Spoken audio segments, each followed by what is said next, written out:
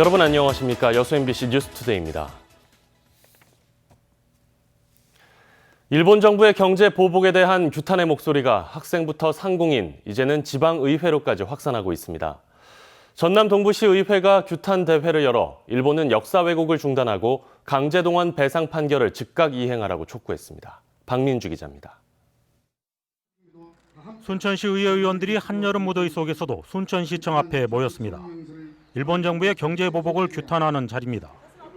일본 정부가 강제징용 문제 해결과 양국 관계 정상화를 거부하고 있다며 일본 정부를 강도 높게 비판했습니다. 식민지 지배에 대한 반성보다는 정당한 근거도 없는 경제 보복으로 자유무역주의의 근간을 해치고 있다고 지적했습니다.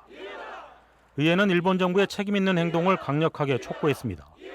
하나, 일본은 자유무역주의에 역행하는 경제보복을 즉각 중단하라. 하나, 일본과 전범 기업들은 역사 왜곡을 중단하고 강제동원 배상 판결을 즉각 이행하라. 여수시 의회도 일본 정부의 경제 침략에 대한 규탄 결의안을 채택하고 의회 차원에서 일본 상품 불매 운동에 동참하기로 했습니다. 앞서 지난주에는 광양의 고등학생들이 방학 중에도 학교에 나와 일본산 불매 운동을 펼치기도 했습니다. 일본 브랜드가 입점해 있는 쇼핑몰 입구에서는 지역 상공인들까지 목소리를 높였습니다. 일본의 경제 보복에 맞서 일본산 불매 운동이 세대와 계층에 상관없이 지역에서도 확산되고 있습니다. MBC 뉴스 박민주입니다. 여수시 문화원장이 공금 유용 의혹으로 해임된 이후에도 출근을 계속하면서 문화원 안팎에서 잡음이 끊이질 않고 있습니다. 근본적으로 문화원 관리감독 체계가 미흡해 발생한 문제라는 지적이 제기되면서 일부 여수시 의원이 조례안 발의를 준비하고 있습니다. 강서영 기자의 보도입니다. 여수시 문화원장의 혈세 유용 의혹이 불거진 건 지난 3월. 문화원장 임모 씨는 결국 공금 횡령 혐의로 검찰에 넘겨졌고 원장직에서도 해임됐습니다. 하지만 임 씨가 이를 거부한 채 출근을 지속하면서 4개월이 지난 지금까지도 문화원 업무는 거의 마비된 상태입니다. 결제가 한 석 달 정도 밀리다 보니까 힘들잖아. 일에 대해서 그 순서도 없고요. 여러 가지 좀 문화원 또 그 업무가 마비가 되고. 최근까지도 임 씨는 반납하지 않은 문화원장 직인을 사용해 일부 직원의 급여 지급을 중단하라는 지시까지 내린 것으로 드러났습니다. 이런 가운데 이번 문화원 사태의 근본 원인은 구조적 문제에서 기인한다는 지적이 제기되고 있습니다. 문화원이 가진 공공적 성격에 비해 관리 감독 체계가 미흡하다는 겁니다. 여수시 문화원은 여수시로부터 전체 예산의 90%를 지원받고 건물까지 무상 임대를 받고 있어 공공적 성격이 큽니다. 그런데도 여수시는 보조금에 대한 회계 관리를 제외하고는 문화원에서 발생한 문제들에 직접 개입할 권한이 없습니다. 전국의 70여 개 지자체가 조례를 통해 지역 문화원의 관리 감독할 의무를 규정하고 있는 것과 달리 여수시에는 관련 조례가 없기 때문입니다. 이에 따라 일부 여수시 의원은 여수시의 문화원 관리와 감독의 의무를 규정하는 조례안을 발의할 예정입니다.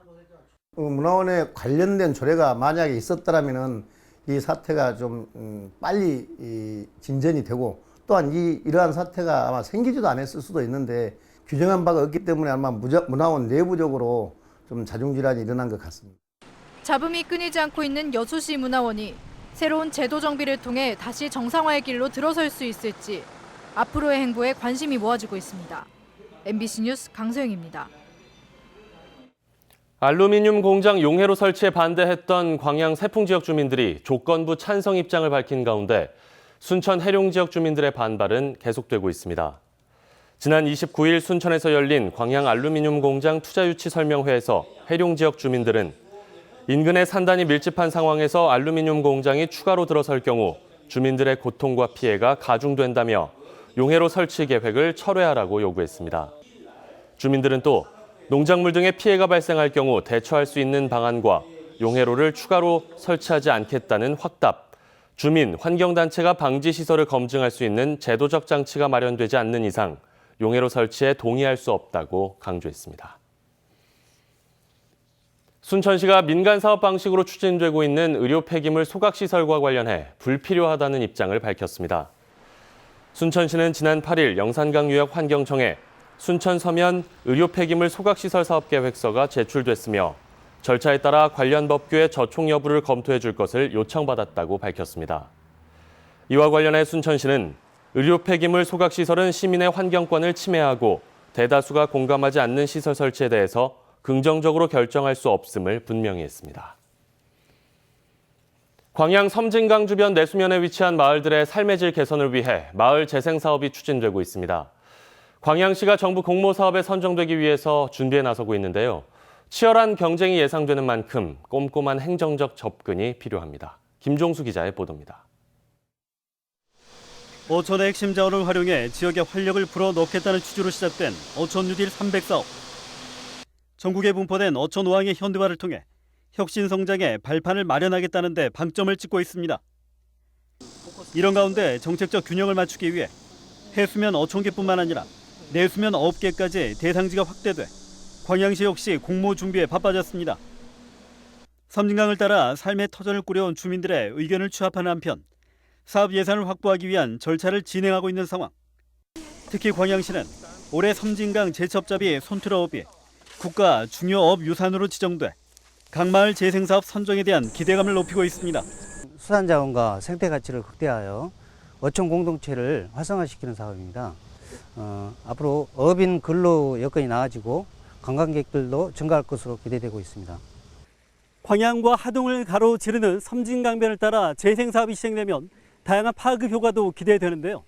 하지만 원활한 사업 추진을 위해 해결 과제도 적지 않습니다. 우선 전국 100여 곳의 후보지 가운데 5곳만 선정될 예정이어서 꼼꼼한 준비 절차가 요구되고 있습니다.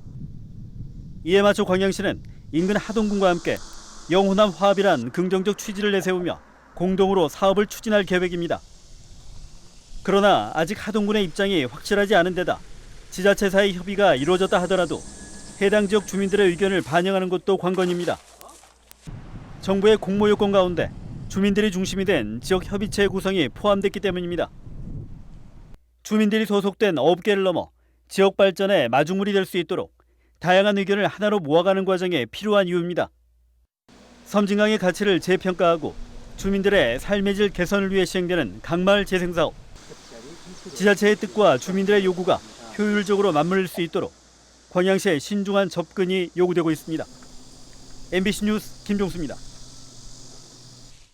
광양항 서측 배후단지에 입주할 우선 협상 대상자가 선정됐습니다. 여수광양 항만공사는 광양항 서측 배후단지에 입주 의사를 밝힌 13개 업체 가운데 물류업체와 제조업체 등 3곳을 우선 협상 대상자로 선정했으며 이들 기업과 입주 계약을 체결하기 위해 구체적인 협의에 들어갈 계획이라고 밝혔습니다. 항만공사는 이번에 선정된 기업들이 본격적으로 운영될 경우 연간 2만 8천 TEU 이상의 신규 물동량이 창출될 것으로 전망하고 있습니다. 우리나라 기후가 점점 아열대성 기후로 변해가면서 전에 없던 병해충이 나타나고 있습니다. 특히 고추 농가에게 흑사병보다 더 무섭다는 칼라병이 무서운 속도로 번지고 있는데요. 이를 예방할 수 있는 유기농 자재를 국내 한 벤처기업이 개발해 주목받고 있습니다. 이재원 기자입니다. 빨갛게 익어가는 고추에 노란 얼룩이 나타납니다. 한번 발병하면 작물이 초토화될 정도로 무서운 전염력을 가진 칼라병의 전형적인 증상입니다. 아열대성 기후에서 서식하는 총체벌레가 옮기는 바이러스성 질병으로 고추 농가의 골칫거리로 자리 잡았습니다. 다른 고추밭에서는 싱싱한 고추가 튼실히 여물어가고 있습니다. 2년 전 이 밭에도 고추 칼라병이 발생해 모두 갈아엎어야 했지만 농자재를 변경하면서 병세가 사라지기 시작했습니다. 아직까지 여기 일반 약재를 한 번도 안 뿌렸어요, 여기를. 그런데 충이, 벌레가 아예 안 와요.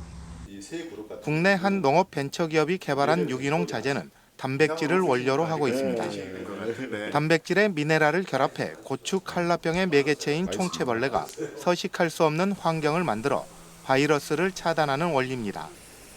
30년 가까이 대학과 기업에서 무기체를 유기체로 만드는 일명 유기태화를 연구했던 박사가 제품화를 이끌었습니다. 무기이온에 갖고 있는 특성을 유기물질하고 이렇게 결합시키게 되면 새로운 기능이 창출됩니다. 칼라바이러스 등에 대한 질병을 예방할 수 있고 방지할 수 있는 이런 효능을 나타내는데요. 경기도 용인과 전남 화순에서 농가들을 대상으로 실시한 실험에서도 효과가 입증됐습니다. 유기농 자재를 사용한 이후에 병해충 방제는 물론 수확량도 2배 이상 늘었다고 농가들은 입을 모으고 있습니다. 그 증상들에서 정상적인 과를 달아줄 수 있게끔 그 기작을 눌러주는 거죠. 그 바이러스가 움직이지 못하게. 용인시에서는 내년부터 유기농 자재를 시범 사업으로 농가에 보급하기로 해 기후변화의 고통에 시달리고 있는 고추 농가도 시름을 덜게 됐습니다. MBC 뉴스 이재원입니다. 구단 역사상 최초의 외국인 감독이었던 전남 드래곤즈 파비아노 감독이 경질됐습니다. 전남 드래곤즈는 감독 선임 이후 팀이 하위권을 벗어나지 못하고 최근 2연패의 부진에 빠짐에 따라 선수단의 변화가 필요하다고 판단해 파비아노 감독을 경질하고 전경준 코치를 감독 권한대행으로 선임했다고 밝혔습니다. 지난해 2부 리그로 떨어진 전남 드래곤즈는 현재 21경기에서 6승 4무 11패를 기록해 리그 8위에 머물고 있습니다. 도내 유망 중소기업의 광양시 관내 기업들이 다수 선정됐습니다. 광양시에 따르면 잠재력과 기술력 등 역량을 토대로 각 지자체의 추천을 받은 중소기업 가운데 광양시의 중소기업 9곳이 선정돼 앞으로 3년 동안 우대금리와 정책자금 등을 지원받습니다. 이에 대해 광양시는 이번 선정으로 관내 유망 중소기업들이 24곳으로 늘었다며 자체적인 지원을 강화하겠다고 밝혔습니다. 광양시가 원활한 행정 추진을 위해 시민들과 토론회를 개최합니다. 광양시는 다음 달 23일 민선 7기 시정 운영 방향과 정책을 설명하고 분야별로 시민들의 의견을 수렴하기 위해 원탁 토론회를 개최하기로 했다며 제시된 내용을 취합해 행정에 반영할 계획입니다. 이와 관련해 광양시는 방문이나 이메일 신청을 통해 참가자를 모집하고 있다며 시민들의 관심을 당부했습니다. 서해상의 비구름대가 예상보다 더욱 강하게 발달해 들어와서요. 인천 옹진에 이어서 호우특보가 김포와 파주, 철원 등지까지로 확대됐고요. 점차 이 비구름이 더 강하게 발달해 들어오겠습니다. 서울의 빗줄기도 굵어진 가운데 천둥과 번개를 동반해 내리고 있습니다. 따라서 오늘 아침까지 수도권과 강원, 영서, 충북 북부 지역으로는 시간당 30mm 이상 강한 비가 벼락과 돌풍을 동반해 내리겠습니다.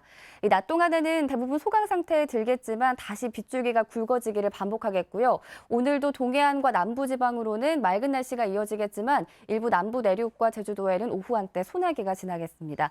현재 기온 살펴보시면 강릉이 30.9도, 대구가 26.5도 등 대부분 지역 열대야 수준의 기온을 보이고 있고요. 충청 이남과 동해안 지방으로는 호우특보가 발효 중인 가운데 강릉과 대구가 35도, 대전과 광주는 33도까지 오르겠습니다. 서울과 춘천은 29도 선에 머무르겠습니다. 내일은 중부지방도 비가 그치면서 기온이 오르겠고요. 이번 주는 주 후반으로 갈수록 전국적으로 무더위가 더욱더 기승을 부리겠습니다. 수요일 날씨였습니다.